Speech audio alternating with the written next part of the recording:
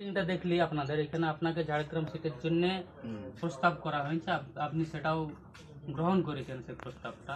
তো আমাদের এখানে একটা প্রশ্ন আছে, সেটা হচ্ছে যে আদিবাসীরা কুর্মীদের যে শিডিউল আদিবাসীরা আছে তারা কুর্মীদের আদিবাসী তালিকা উঠা নিয়ে একটা বিরোধ করছে। সেই বিরোধিতার জায়গা থেকে আপনি কুর্মীদের হয়েই লড়ছেন, এর প্রাসঙ্গিকতা কতটুকু বা কি কারণটা কি?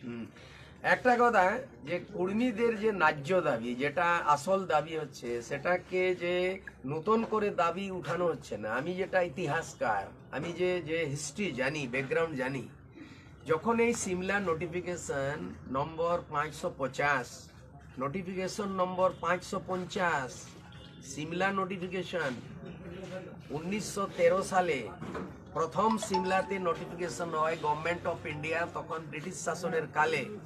তখন যে অ্যাবরিজিনাল লিস্টটা ছিল, তখন 13টা জাতিকে অ্যাবরিজিনাল বলা হয়েছে। সেই অ্যাবরিজিনাল মধ্যে 13টার মধ্যে কুর্মী ছিল, সাঁওতাল ছিল, মুন্ডা ছিল, উরাও ছিল, তারপরে তাঁতি ছিল, তেলি ছিল।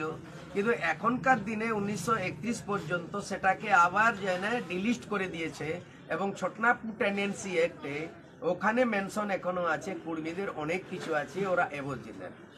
কুর্মী আদিবাসী এর প্রমাণ আবার কমিটি অন ঝাড়খণ্ড ম্যাটার্সে দিয়েছে।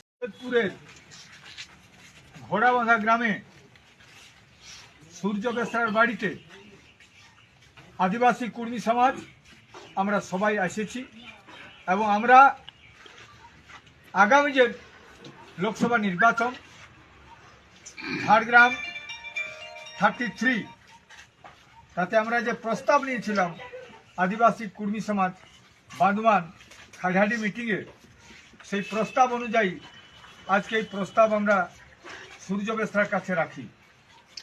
তিনি আমাদের এই প্রস্তাবকে স্বীকার করলেন এবং আগামী নির্বাচনে দাঁড়াবার কথাও দিলেন।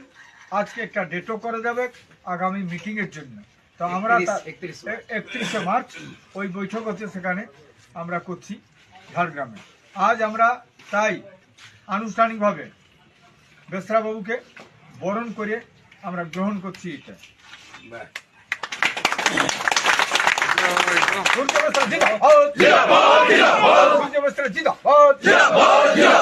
আদিবাসী কুর্মী সমাজ, আদিবাসী কুর্মী সমাজ, বেসরাবাবু